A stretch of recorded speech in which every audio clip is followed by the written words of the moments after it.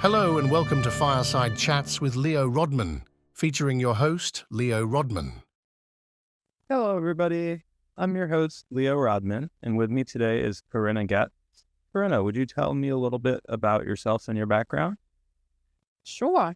So my background is actually hospitality, and I have a company called StarCat, and basically that stands for 5-star, because my background is 5-star hospitality, 5-star Middle Eastern consulting and training. And I've worked for the past sort of 20 years with a lot of clients from the Gulf. And when I say the Gulf, I predominantly mean Saudi Arabia, United Arab Emirates, Qatar, Bahrain, Oman, and Kuwait. And what we do now is we help companies and individuals that have projects in the Gulf, but they may not know a lot about the culture. So we basically give them, almost like a speed charged session of everything you need to know about either these specific countries or the region as a whole. So when you go there, you don't have this massive culture shock, and you don't really know what to expect as well, which I think is what a lot of people worry about, because the culture is very different to the Western culture. What do you think are some of the top things for people to know about the culture while we're talking about that? I think like for the Gulf specifically, I think one of the things that is very important is that the region is a lot more advanced than people think they are, and that they very, very savvy and tech savvy. And I know we're going to talk about AI in a minute, so this will lead us nicely into that. But also that you should never assume anything, and relationships are everything. And if you build and create these right relationships, you can go really far in that region. Yeah, great. So what are some ways that you're currently using AI in your workflows today? So, I mean, for us in AI, there's it's obviously, I think, like a lot of people do in, for marketing and things like that. So I think it gives you a lot more ideas. I think it refines a lot of the things that you want to say a lot better.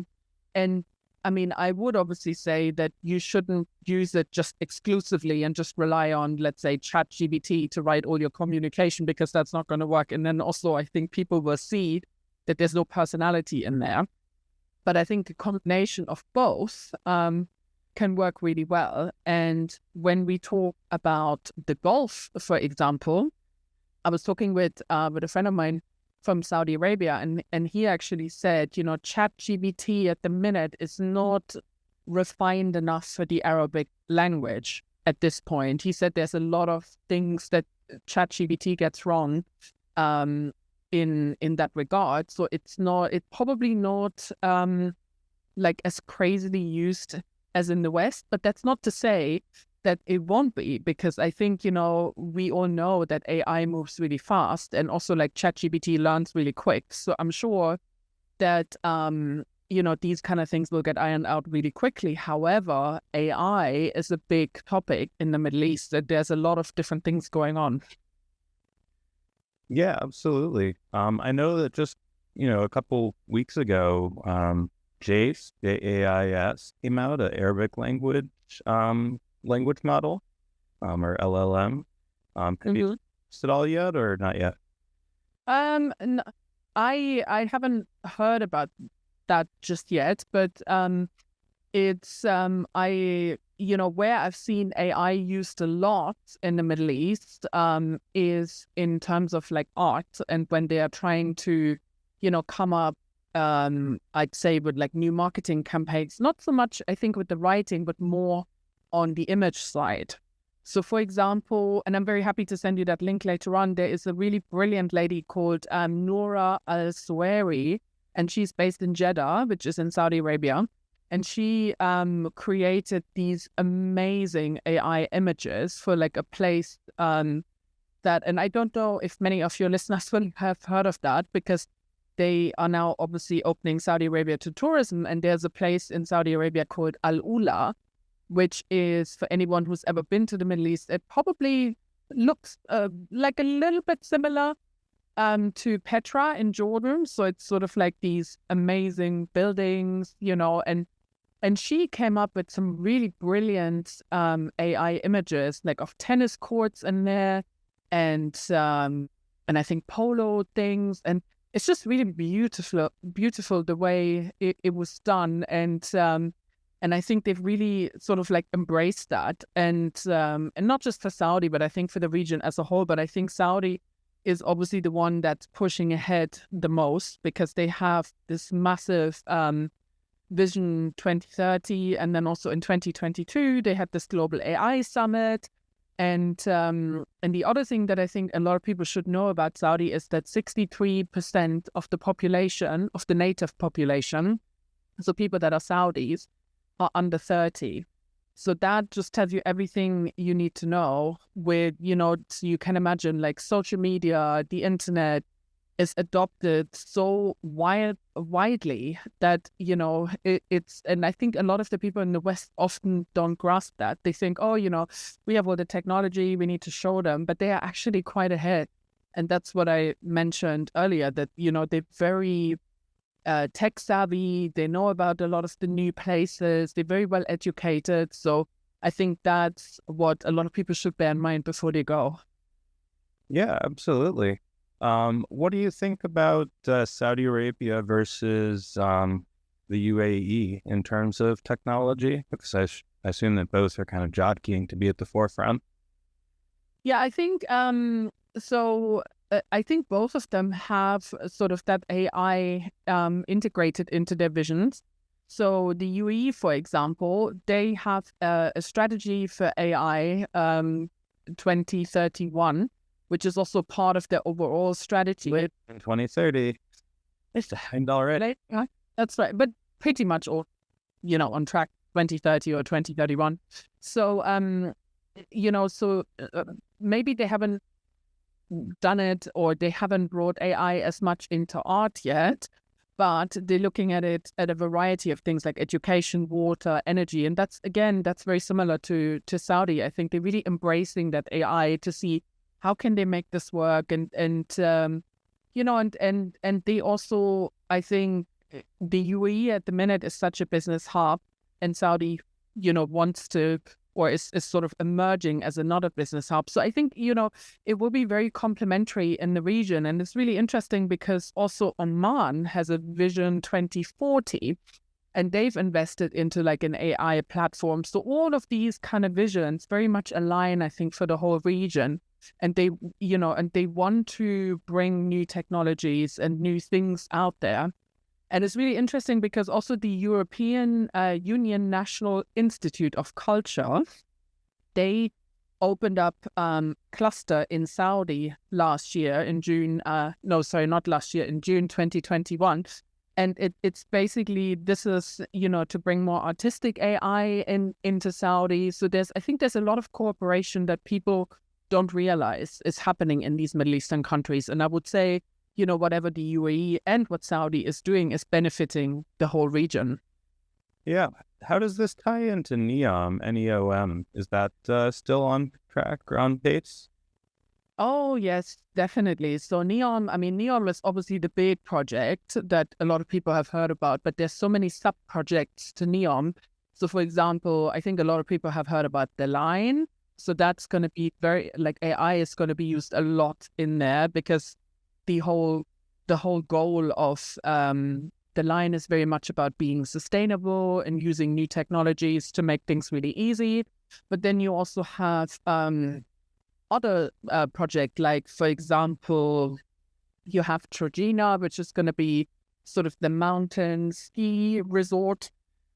Then you have Oxagon, which is going to be a manufacturing hub. And in that, I think there will be a lot more AI that will be used, but then there's a lot more tourism. And I think, it's really interesting because they're using all these different technologies and AI in order to measure different things. So for example, like in the Red Sea, which again is not very far from NEOM, they have projects making sure that the nature and the animals are actually not impacted by these projects. And the minute they see, and they monitor this very closely, And the minute they see something is off in the environment, they stop and say, okay, we need to go back to the drawing board. We need to go and see how we can make this sustainable, not just for our generation, but for a lot more generation to come. And I think with some of these big goals, you need to have better and cleverer technologies. And I think that's where AI feeds in really nicely. So I think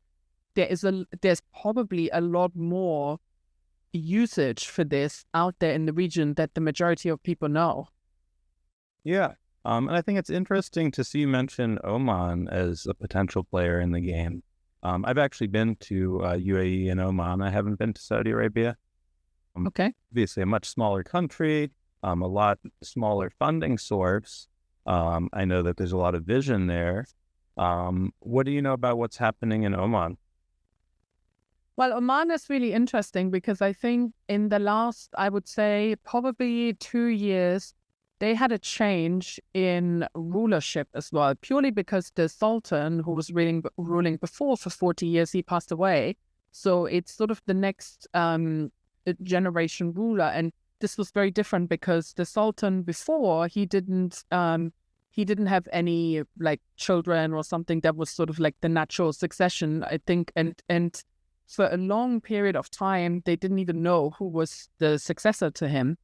And so the new Sultan is a very different story because he has a son who's, I think, in his mid-30s, and he's in charge of tourism and things like that. And I think what a lot of people forget is that Oman, very similar to Saudi, has a lot of different landscape, and they have a lot of different things to see, and it's not just desert, because again, I think if you talk about Middle East, a lot of people just think, oh my God, it's just the desert and there's not much else. But that's not really true for a lot of the countries. I mean, even UAE, they have mountains and different places. It's just, I think that to the majority of people, this hasn't really been marketed. So people just don't know about it as much. And this is the same with Oman. So I think now that we had this change in rulership, we can really see that there's a lot more projects that they've announced. I think in the last few months, they announced about 40 new tourism projects. And so I think, again, Oman will benefit from all that is going on in the region, because every country has a Vision 2030, a Vision 2040. I mean, UAE actually has a Vision 2071. And this is all about, have the UAE actually, interestingly, they already piloted things where they had these sort of like little flying drones that were delivering medicine to the citizens from the hospital. And again, like in the West, you think, yeah, you hear about this, but you've never really seen this in action. You're like, oh my God, out there, it's already happening. So that's why I think, like Oman will be another country that a lot of people haven't thought about, because it's not been on the map as much as like Dubai or anything. But I think Oman has a lot to offer, especially also when it comes to tourism. And again, what we see throughout the region is if you have people that are much younger that are in charge, these sort of AI technologies and all of these kind of things are being used more and more and more. And that's, I think, something that we have seen in recent years that has changed a lot from what it used to be like before. Because before, I think a lot of the rulers were much older and maybe not as in touch with the technology. But for example, in Saudi, you have the Crown Prince, who's only, I think he's 38. In Qatar, you have the Emir, who's the ruler, who's I think 41 or 42. Then you have in Oman again, you have the Crown Prince, who's in his 30s. So I think there's a lot more things going on, and I think, and for the years to come, this will make the region a lot more dynamic because they're really in touch also with the population. Again, going back to Saudi, if you think that 63% of the people are under 30. I mean, they're not going to want the same thing as somebody in their 70s. So it makes a lot of sense. Yeah, absolutely. One more question before we wrap up.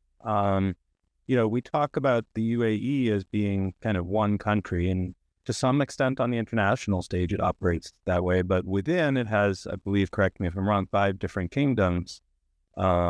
which each operate with some degree of independence. Can you offer any insight into the differences in terms of AI and tech between those? So, so there's actually 7 Emirates.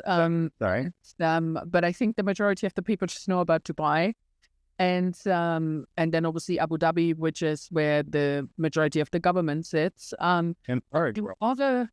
Sorry. And Ferrari World.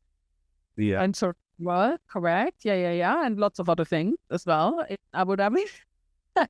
The Louvre in Abu Dhabi, for example. So, yes, so the other Emirates, I think, are quite interesting because a lot of them are very underestimated, and they each have kind of different areas. Again, lands, different kind of landscape. But for example, Sharjah is, which is like, I don't know, half an hour from Dubai. So it's like, I mean, everything in the Emirates is not really very far, like an hour, maybe 2 hours drive. So it's very accessible. I think people just don't think about it. They just think, okay, let's go to Dubai and that's about it. So Sharjah, for example, is very well known for like art and putting on lots of exhibits and things like that. So again, as we see the art world changing, there's a lot more AI coming into play, and then there's also a lot of plans to extend out transportation to make it even much easier to do. They're working on this massive railway that, first of all, will sort of cut the time between Dubai and Abu Dhabi, which at the minute, I think by car is about an hour and a half, depending on the traffic. They are going to put in like a train line that will shorten this travel time to 15 minutes, which is like amazing. And then, of course, that's going to be brought out to other places like Fujairah, Ras Al Khaimah, to all of these other places, and that will link them all up much quicker. So again, I think, technology, AI plays a massive role, but like furthermore from that, the region as a whole is working on a much bigger sort of transportation strategy, because, they want to bring in a lot of these sort of new train lines so that you could then also go really quickly, for example, from Dubai to Qatar to Bahrain to Saudi, and you wouldn't have had to fly because, when you fly, it's not actually long journey. It's just the journey. You have to go to the airport, do all of these kind of things. So if they can bring in these rail lines and make the time so much shorter, I mean, this is going to be such a game changer, I think, for the whole region, because then people can travel a lot more freely between different places, and it's going to be just so easy. And of course, you need all the technology and all, the systems to back this up and make it more efficient. And again, I think if you look at the UAE, their metro is sort of a driverless metro. I mean, again, in Western Europe at the minute, I mean, certainly where I am in London, you still have drivers on the tube or on the train, but out there, not so much. So I think, and they're working on this, can't remember, I think it's either Dubai or Abu Dhabi, or maybe it's even both. They're working on this new terminal for these sort of flying taxis and things like that. And this is not far away, because I think some of them are scheduled to open in 2025, which is just around the corner. Not far from that. Yeah. Well, thank you so much for joining us. I really appreciate it. And it was really wonderful hearing your insight. You're very welcome. Thank you very much for having me. Yeah. Thank you, everyone, for listening, and have a wonderful day.